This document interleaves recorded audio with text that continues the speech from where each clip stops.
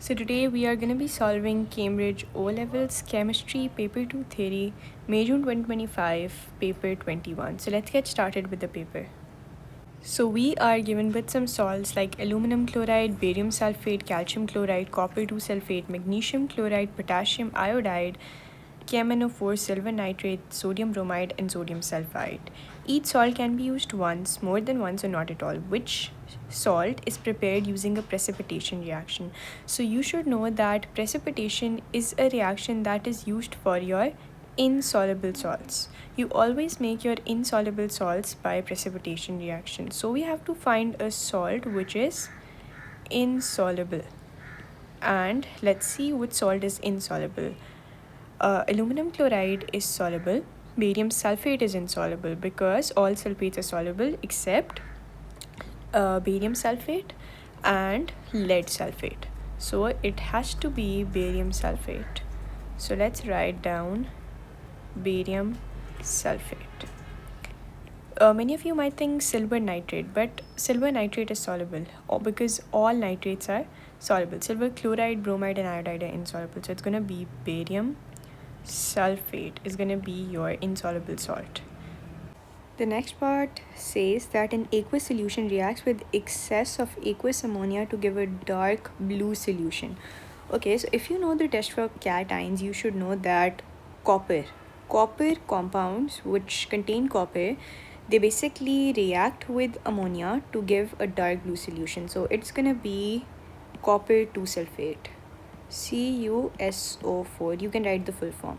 Okay, next is reacts with warm aqueous sodium hydroxide. It's highly recommended to learn the test for cations and anions. You are not going to be provided with the table in P2. You have to learn it. Reacts with warm aqueous sodium hydroxide and aluminum foil. Now they're testing the test for cations and anions again and again. Sodium hydroxide and aluminum foil to give a gas that turns damp blue red litmus paper blue. That's going to be ammonia gas. And how is that ammonia gas produced? When you have an ammonium ion in a compound. Do we have any ammonium? Yeah.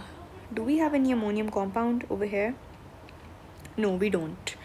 There are two ways you can produce ammonia gas. Firstly, you have an ammonium compound, and the second thing is that you should have a nitrate. A nitrate should be present, so it's going to be silver nitrate.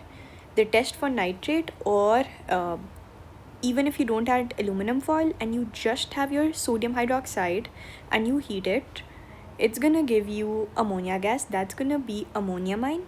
And if you add aluminum foil and then it gives ammonia gas, it's gonna be nitrate.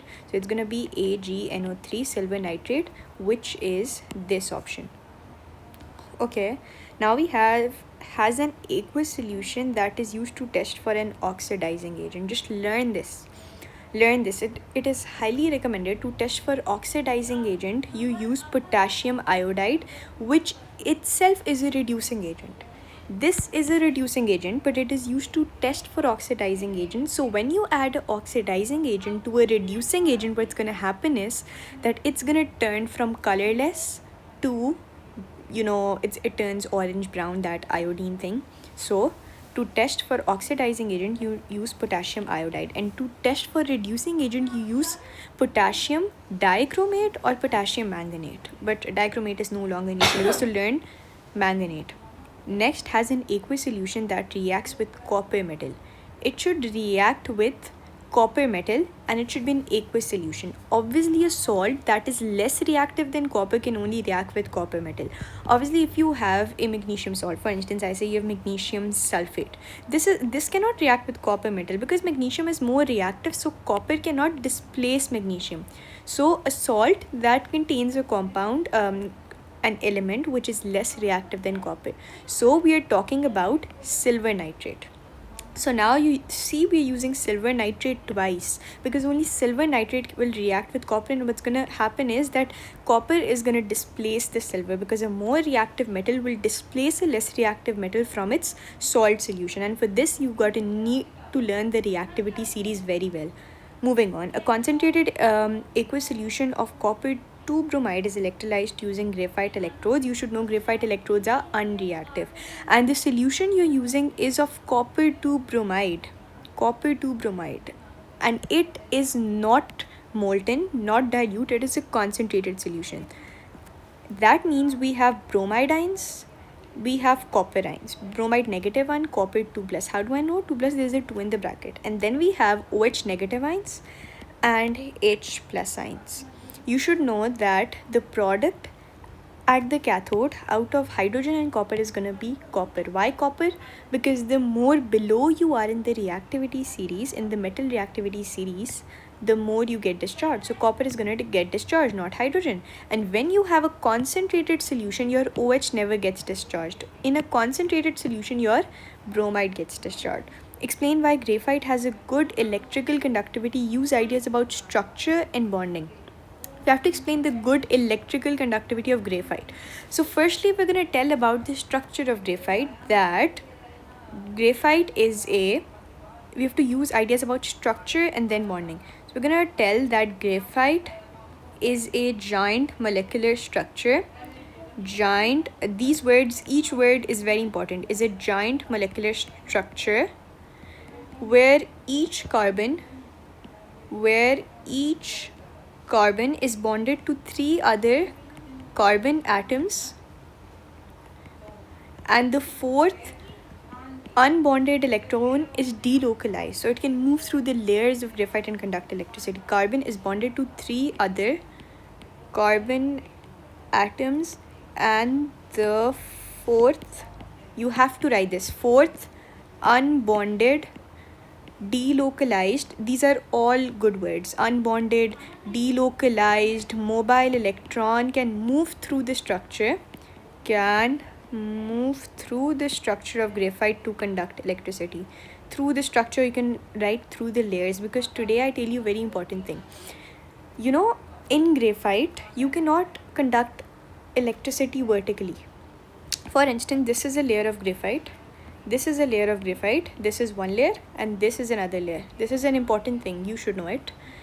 And these are the weak intermolecular forces. You cannot conduct electricity in graphite horizontally, because electrons cannot move in these spaces.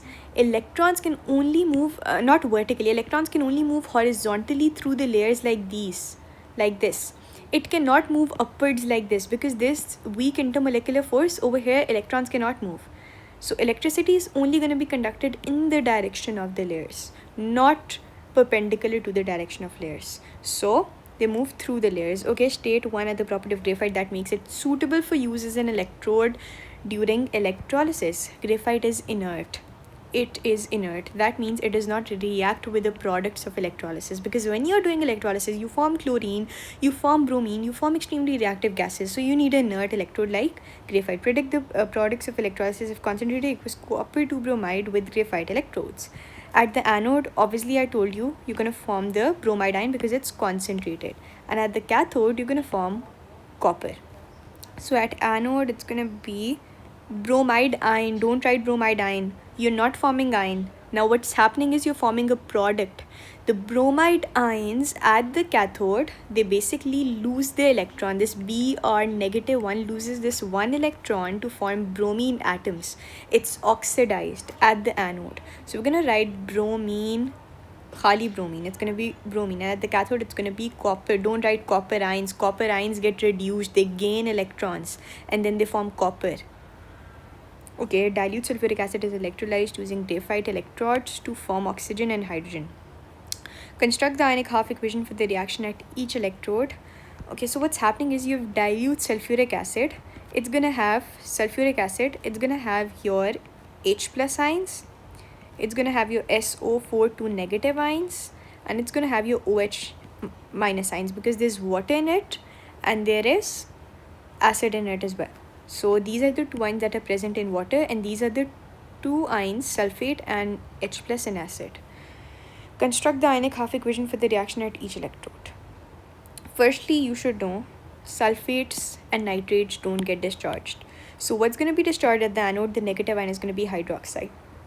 And whenever you discharge hydroxide ions, please learn the equation for it, that whenever you discharge hydroxide ions, it's 4OH negative.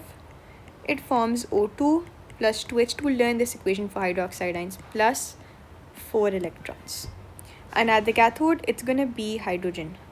So it's going to be hydrogen ions.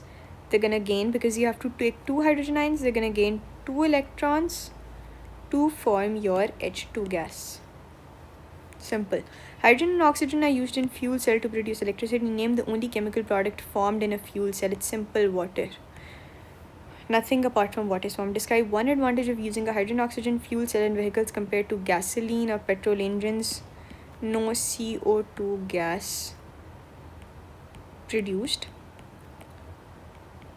Hence, no global warming caused.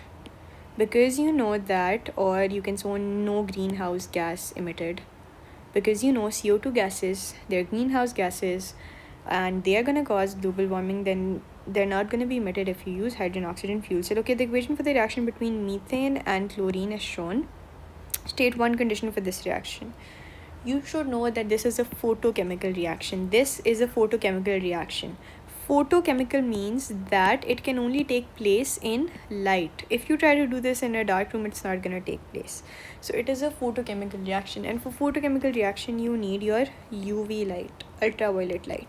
Explain why this reaction is an example of substitution. Because this hydrogen over here is basically being replaced by the chlorine. Hydrogen comes here. This hydrogen is being replaced, the top one, but you know, even if you shuffle it, it does not matter. You replace this or this remains the same. Still it's gonna be 1-chloromethane. It is not gonna change.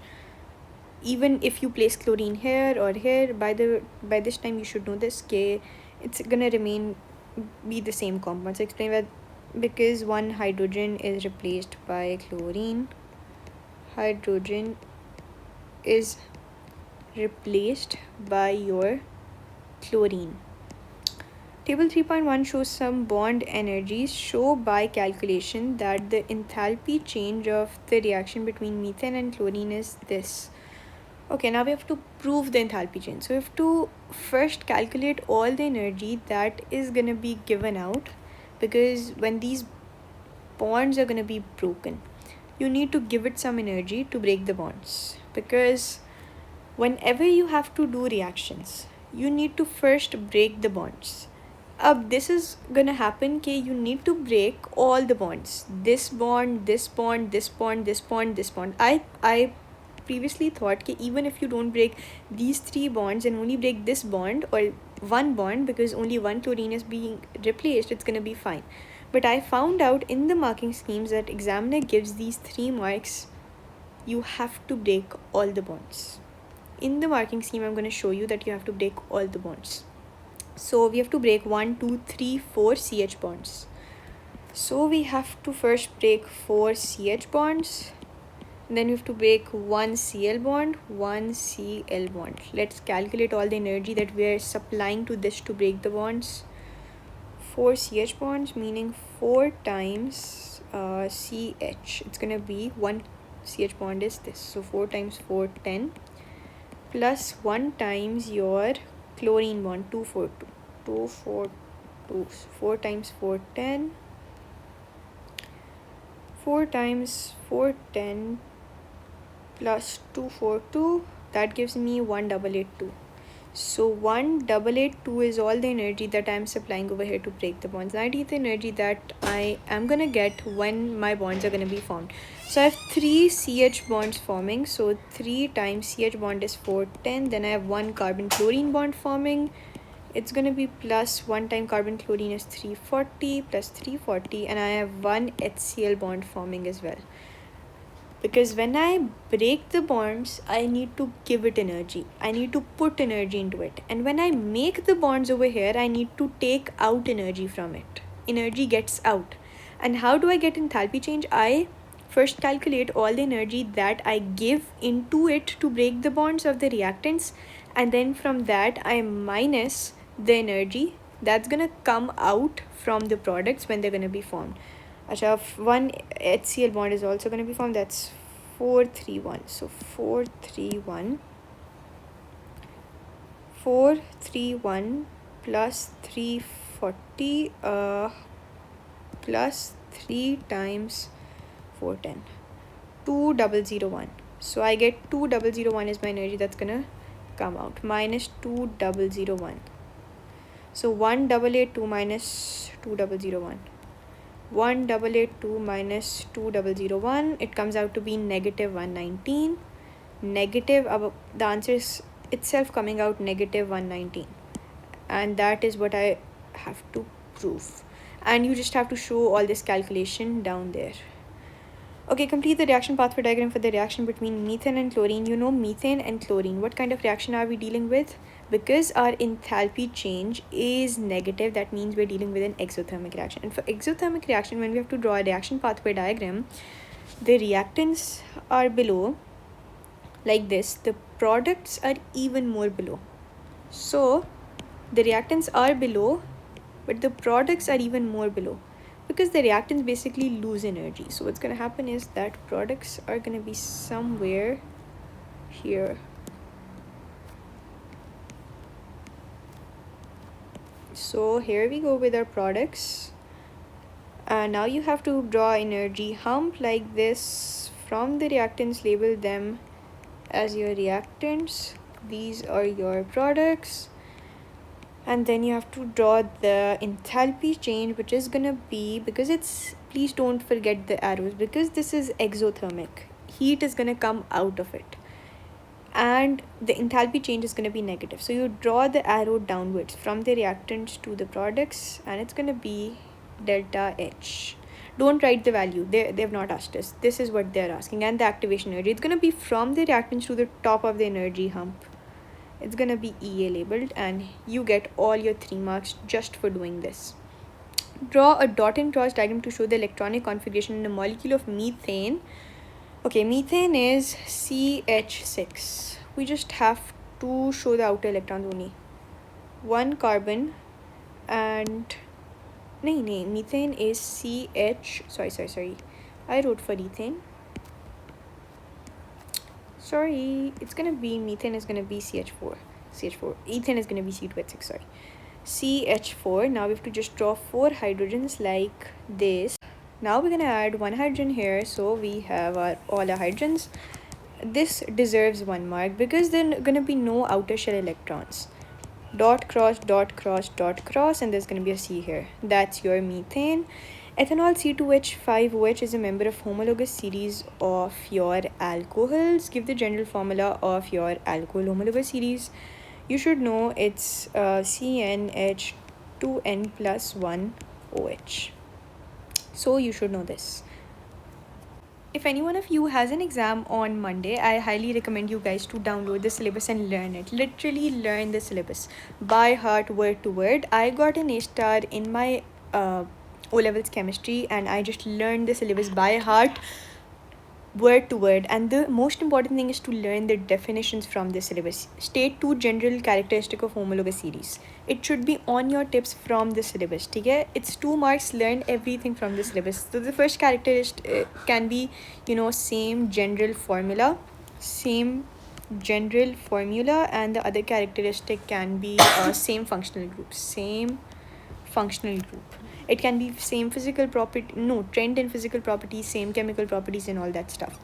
The equation for the reaction between ethanol and sodium is shown. This is ethanol, this is sodium. A sample of 1.35 gram of sodium is added to excess ethanol. Over here, moles are very important. Why do they give you equations in question like these? So you guys can use these moles, and what you guys do is you don't even look at the equation, you try to solve it yourself. It won't ever be solved if you don't look at the moles. Calculate the volume of hydrogen formed measured at RTP. Give your answer to 2 significant, because we have to measure the amount of hydrogen that's being formed. First, what we'll do, we have the mass for sodium. We're going to find out the moles for sodium. We have the molar ratio of everything that is in this formula. Let's first find out the moles for sodium. So it's going to be moles equals to my mass. Mass is 1.35 divided by my MR. MR for sodium is 23. So 1.35 divided by 23. 1.35 divided by 23. 0.058, whatever this value is, I just copy it. I just paste it, and these are my moles. I got my moles for my sodium. Now what I'm gonna do is, I know this thing that whatever the moles of my sodium is, the moles of my hydrogen is half of that. And how do I know this? I know this because you should try to make molar ratios. 2:1. So sodium ratio hydrogen is gonna be, 2:1. So if the moles of my sodium are this, meaning 0.05869 whatever, moles of my hydrogen are going to be x. You form the equation and you know that x is going to be this number 0.0586957 divided by 2. Just don't erase it from your calculator, let it be there. 0.0293, 0.029, just 29 moles are of hydrogen. Once you have the moles of hydrogen, you know half moles, whatever the moles of sodium, half that, it's going to be hydrogen. And once you have the moles of hydrogen, what you're going to do, you simply know that it's going to be a gas. And how do you get the volume of gas? Moles multiplied by 24.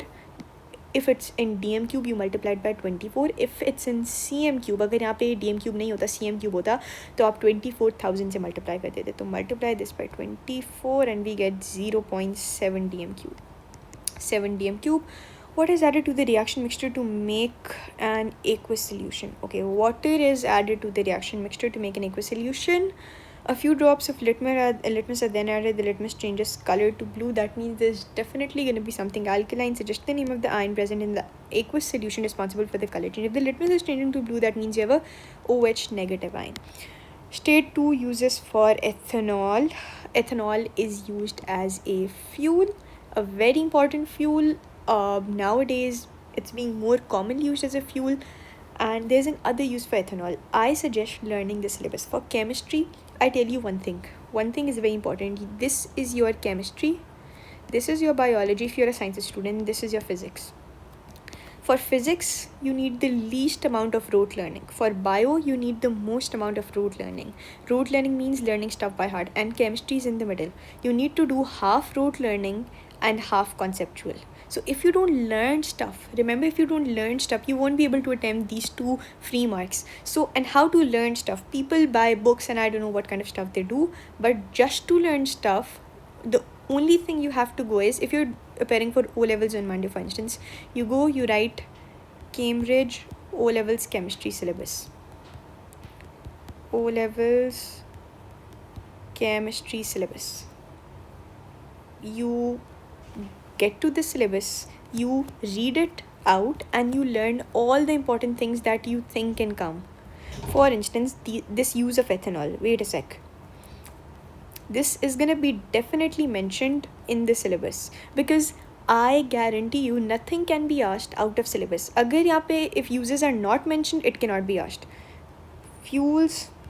Let's go to alcohols. Look. State the uses of ethanol as a solvent and a fuel. Now people say this is out of syllabus. How can this be out of syllabus? It's mentioned in the syllabus, solvent, fuel. They don't know. And I guarantee what's going to be written in the marking scheme is going to be a solvent or a fuel. And now I remember in May-June 2025, paper 22, what came was how to prepare vinegar. And people thought it was out of syllabus. How can it be out of syllabus? It's written in the syllabus by bacterial oxidation during vinegar production. Look, this. By bacterial oxidation, this B part, during vinegar production. That is what you have to write. You have to learn the syllabus. A solvent and a fuel. So fuel, and then it's going to be a solvent. Describe the manufacture of ethanol from ethene. Include the reactants and the conditions for the manufacture. Ethanol from ethene. Syllabus is being asked again and again. Catalytic addition of steam to ethene at 300. You just have to write all this and you're going to get the marks. And with your acid catalyst. So I just copy the syllabus if I can. Catalytic addition of steam at 360 atm presence of acid catalyst, and I write it. My 3 marks are for 300 degrees Celsius. Other is for 60 atm, and the third mark is for acid catalyst. All that is in the syllabus. Easy peasy lemon squeezy. You just copy the syllabus, you learn the syllabus, you get all your marks. Vehicles that use petrol as fuel produce several air pollutants. Explain why octane is a hydrocarbon. Hydrocarbon, something is a hydrocarbon because it contains carbon and hydrogen. Only all organic chemistries from the syllabus, matlab more than half, carbon and hydrogen. I can also show, this is also written in the syllabus, that a hydrocarbon is a compound that contains carbon and hydrogen only. That's why your alcohols and your carboxylic acid, they're not hydrocarbon because they contain oxygen as well. Okay, two of the air pollutants produced are carbon monoxide and nitrogen monoxide. Explain how carbon monoxide is formed in the petrol engine. And you say nothing is from the syllabus. You think they've just given you randomly? No. Let me show you. Where's environmental chemistry? This is environmental chemistry. Read it. Explain how oxides of nitrogen form in the car engine. Describe the removal by catalytic converter. And this is the equation that's given.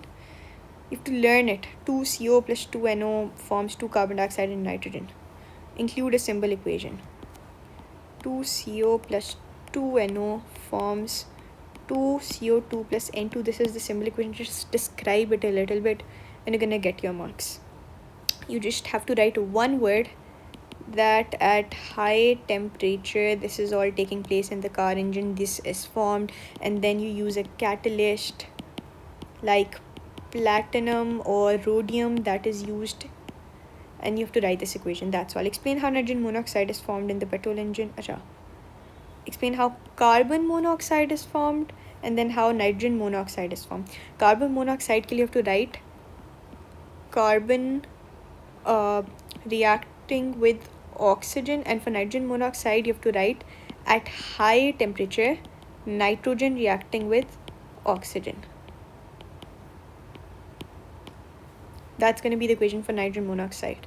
For carbon monoxide you just have to do the same and form equation, and you just have to write these two things, high temperature catalyst platinum rhodium in the car engine. That's going to be all.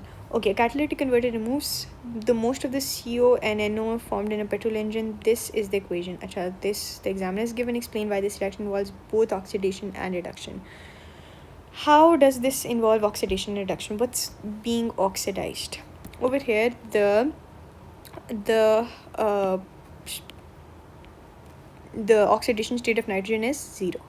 Nitrogen over here is in elemental state. Over here it's positive 2. How do I know it? Because oxygen is negative 2. To balance out negative 2 you need a positive 2. And now I know for my carbon it's plus 2 as well. Over here my carbon is plus 4. Are you seeing it? Because over here oxygen, there are 2 oxygens. 2 multiplied by negative 2. One oxygen is negative 2. That's negative 4. To balance out negative 4 you need a positive 4. Over here carbon is positive 4. Over here carbon is positive 2. So from positive 2 to positive 4, that is oxidation, increase in oxidation number.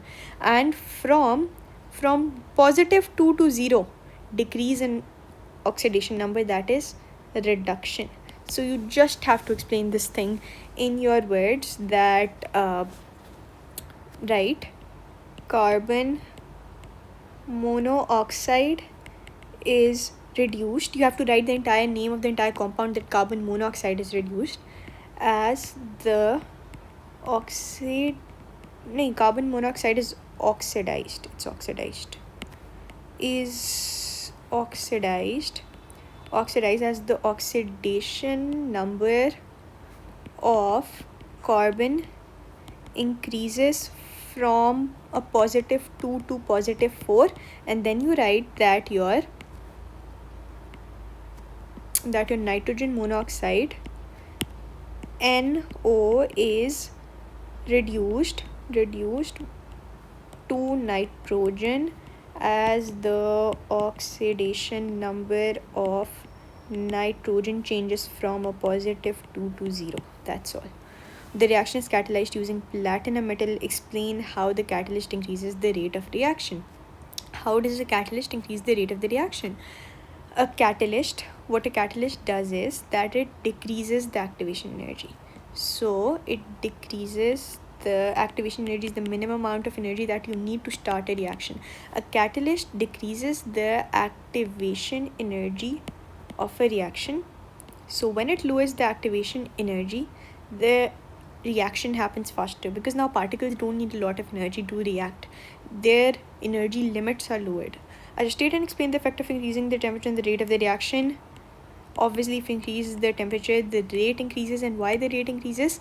Because you need to write this. Rate increases because particles gain kinetic energy when you increase temperature. Always remember that particles are going to gain kinetic energy and they collide more frequently, hence increasing the frequency of effective collisions. Very important word, frequency of effective collisions. That is why your rate increases. You need to write all this. Okay, state and explain the effect of decreasing the pressure on the rate of the reaction. Remember that when you're dealing with gases, over here you're dealing with gases, and whenever you have gases as your reactants and products, when you decrease the pressure, your rate also decreases. So you have to write that rate decreases. They're not talking about, you know what people do, they confuse rate with the position of the equilibrium. They think that we decrease the pressure so equilibrium should move backwards. No, they're not talking about equilibrium and rate are two different things. Decreasing the pressure would decrease the rate, but it would have no effect on equilibrium. So you should know the effect on rate and equilibrium are two different things. So rate decreases because particles, basically when you decrease pressure, what you're doing is move further away, and you have to write less frequently they collide, less number of particles per unit area. Just write all the things you know. Number of particles per unit area. Chlorine is in group 7 of the periodic table. The melting point of chlorine is this, the boiling point is this. Explain why chlorine is a liquid at -50. Because it's easy, very easy. This is your -110, this is your -35, your -50 is in between. Your -101, sorry, it was 101, whatever. -50 is between. Over here, chlorine melted.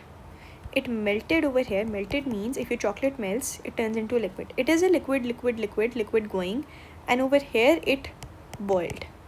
Over here it turned, after this green line, it turned into a gas. So between this, it is a liquid. At -50, it's going to be a liquid.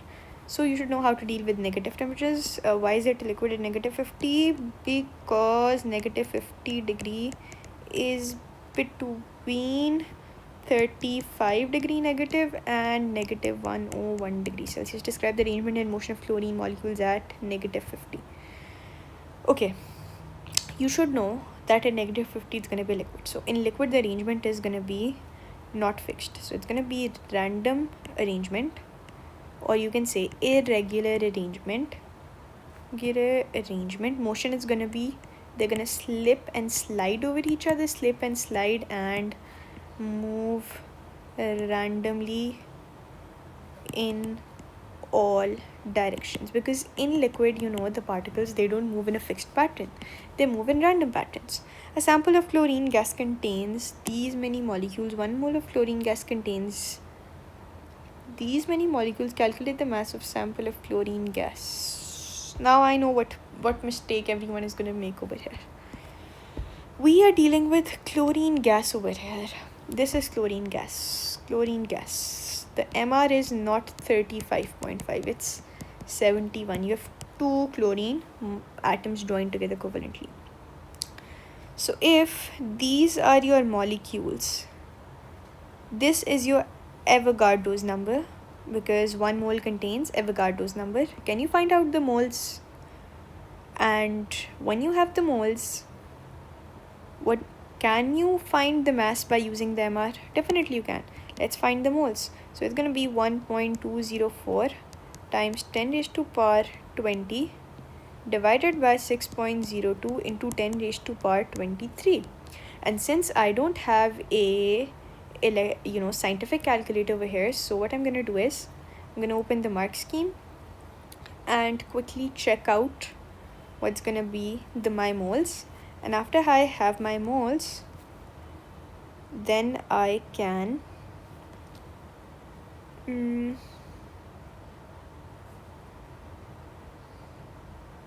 okay, check it out over here. So you have to divide this number by this number and you're going to get 0.0002 moles. 0.0002 moles. These are my moles. How do I get my mass? Mass is moles multiplied by my MR. So 0.0002 multiplied by MR, which is 71. 35.5 72 भी हो सकता है 35.5 calculator पे कर लेते हैं 35.5 times 2, that's 71 multiplied by my moles 0.0142 grams of chlorine I have. The ionic equation for the reaction of chlorine with dilute aqueous sodium hydroxide is shown. State the oxidation number of chlorine and in Cl. Whenever you have an atom that is in elemental state like this is elemental state, the oxidation number is always 0. Oxidation number of N2 is going to be 0, of Cl2 it's going to be 0, of O2 it's going to be 0. Whenever you have a ion like this is an ion, the oxidation number is going to be this charge, -1. Okay, during the reaction explain why chlorine is reduced. What is reduction? Reduction is gain of electrons. So chlorine is gaining electrons to form a chloride ion. So we're gonna write that it gains because we have to use ideas about electrons. So we have to tell that chlorine, don't write it, write chlorine gains electrons to form your chloride ions, and that's why it's getting reduced, because gain of electrons is a reduction. Chlorine reacts with cold water to form an equilibrium mixture that containing HCl and HOCl. The forward reaction releases thermal energy into the surroundings. This is the forward reaction. The temperature of the equilibrium mixture is increased. The temperature of the equilibrium mixture is increased. This tells us that the forward reaction is exothermic. Okay, state and explain what happens to the acidity of the equilibrium mixture. Okay, so we have to tell that what is going to happen to the acidity. What are we forming? We are forming this thing. This thing is an acid. So we have to write it is gonna increase. Okay, it's gonna increase because you're producing HCl and HOCl. Both are gonna donate their hydrogen ions. This is also gonna give hydrogen ion. Though this is not a very strong acid, this is a weak acid, but still it is an acid, and this HCl is also an acid because H and HOCl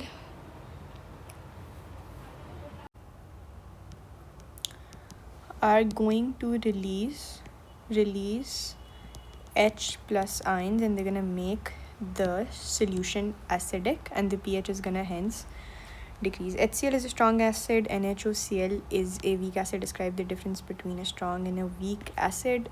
It's easy that a strong acid is gonna fully dissociate, or you can say it ionizes, and a weak acid is gonna partially ionize or dissociate, and that's 2 marks, one for full ionization and second for partial ionization of a weak acid. A chloride of iron contains 34.5% by mass iron. Calculate the empirical formula of this chloride, show your working. Okay, so if we know that the iron is going to be 34.5, we know that chloride or chlorine is going to be 100 minus 34.5, because we know that in percentages we take total as the 100%. So it's going to be 100 minus 34.5. So 100 minus 34.5, that's going to give me 65.5. 65.5 is going to be my chloride. 65.5%. This is going to be my 34.5%. And now I know the percentage. So now we have to take the mass of iron, which is 34.5, and the mass of chlorine, which is 65.5, and divided by the AR of iron, which now, because we have to calculate the moles of both of this iron and our chlorine. So let's find out the moles of our iron first and then chlorine first. For that we need to take the mass of iron, which is 56 Don't take 26 because that's the atomic number. So we have to take 56 for iron. For chlorine, it's 35.5. Yeah, that's chlorine. So let's take for first iron and then chlorine. So iron is going to be 56 and chlorine is going to be 56 and 35.5. Let's get the moles. Okay, 56, not 56, it's actually 34.5. 34.5 divided by 56, that gives me 0.6. And for chlorine, it's 65.5 divided by 35.5. It's 1.8. 1.8. I divide both of them by 0.6. Over here I get answer 1 and over here I get 3. So it's 1:3. That means FeCl3. Next part says that aluminum is used in the manufacture of aircraft and food containers. Aluminum is resistant to corrosion by water and oxygen. Give one other reason why aluminum is used in the manufacture of aircraft. Because of its light density. It is very light density. It is lightweight, and you know aircraft, they need to be lighter density, otherwise it's going to sink down. Explain why aluminum is resistant to corrosion by water and air. You just have to tell about the layer of aluminum oxide that forms on aluminum. If this is aluminum, what happens is that this red layer of aluminum oxide forms a red, and this red aluminum oxide layer protects the aluminum, and you can say it basically forms a protective kind of layer over aluminum and prevents it from further reacting. Okay, aluminum metal reacts with hot dilute sulfuric acid to form hydrogen and aqueous aluminum sulfate. Construct the symbol equation, include state symbols. Okay, so we have aluminum metal, that's going to be solid, that's going to react with dilute sulfuric acid, H2SO4, that's going to be aqueous, and that's going to form hydrogen gas and aluminum sulfate, Al2SO4 3.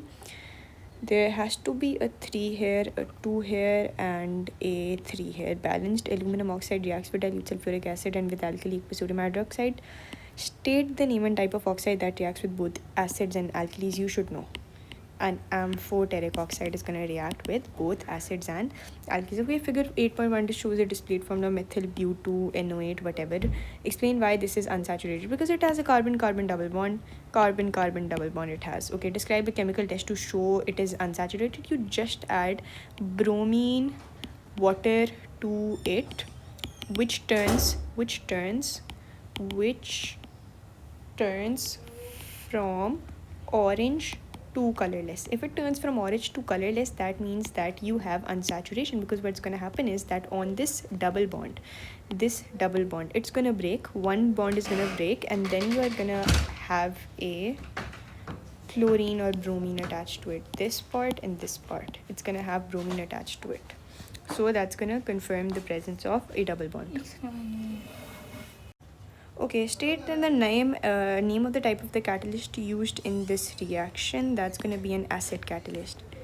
Acid catalyst. Methyl butane is made by a reaction of alcohol with carboxylic acid in the presence of... what's basically happening is that you have an alcohol reacting with a carboxylic acid. Obviously, alcohol and acid react to form a ester. So, in esterification, use a acid catalyst. State the name and type of alcohol used in this reaction, because you're forming methyl butanoate. It's methyl, so it's going to be methanol. Display the formula of the carboxylic acid. It's butane 2-oic acid. Butane 2-oic acid. Something like this is methanol, this part, and this is going to be your acid. Whatever, this, just draw this, just add a H over here at the end. So okay, I just copy it from there to here. C, then I draw an C double bond C, then C double bond O, then O, and then an H. Done. Now we just have to fill in the H, and I'm gonna show you how the magic happens.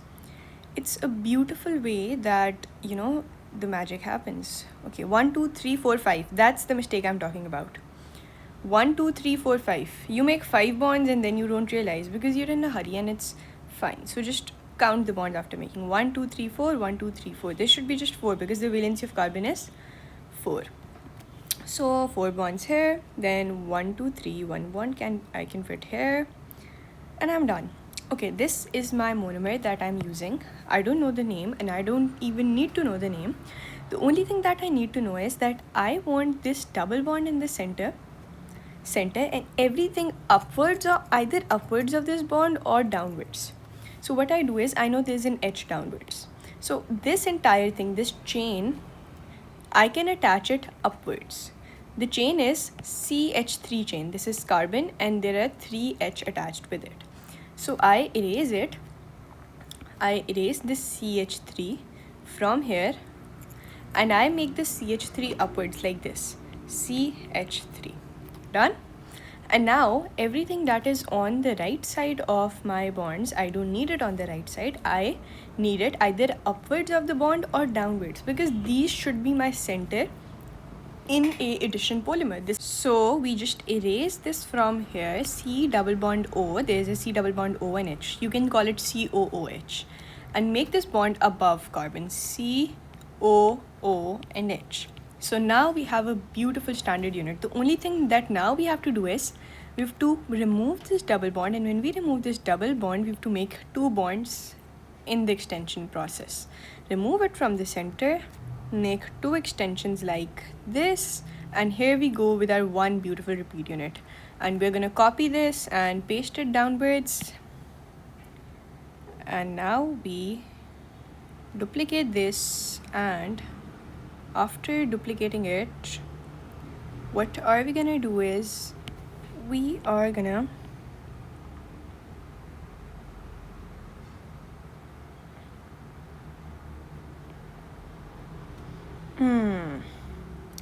paste it here like this, and we have a few bits that are not pasted. It's fine. Over here downwards we have a H, over here we have CH3, and done. With our 2 repeat units, just the marks for the extension bonds, don't forget, and we're done. Okay, a sample of 80 gram of methyl but 2NO8 is reacted to make in the addition polymer, and there's a 100% yield. State the mass of the addition polymer made. When there's a 100% yield, remember, there's a 100% yield, you are making an addition polymer. That means you're not losing any mass. So everything that was in the products has been converted into, in the reactants has been converted into your products. So if there's a 100% yield, then your mass of the final product is going to remain the same. So it's going to be 80 grams. And the explanation for this is going to be that nothing is lost or wasted, and the yield is 100%. Nothing is lost, because in condensation polymerization we form water molecules as well, or we form HCl or something else, and that's why our mass reduces. The mass of the reactants is more than that of the products, but over here we're just forming simple addition polymer. We're not losing any mass. Nothing is lost, and you can just explain it further. Acha, figure 2.8.2 shows the compound B explained by methyl butane 2,8 and compound B are pair of structural isomers because they have this same molecular formula and different structural formula. So we're gonna write this: same molecular formula and different structural formula. You can count the number of atoms as well. I didn't count them. I know that if they are pairs, so it has to be true that they have the same molecular and different structural formula. So let's count. 1, 2, 3, 4, 5. C5. H is 1, 2, 3, 4, 5, 6, 7, 8. And O is 1, 2, O2. C5H8O2. Count here as well. It's going to be C5H8O2. One last thing I realized was that we don't have to make an addition polymer of the acid we used. Okay, this was the carboxyl acid we used. But over here, they've asked us to make an addition polymer of methyl butanoate.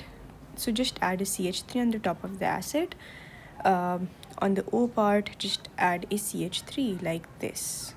Just add a CH3 this with your polymer. Otherwise, the shape of the polymer is going to remain the same. It's going to be like this, but there's just going to be a CH3. And I hope you liked the video, so do consider subscribing to the channel.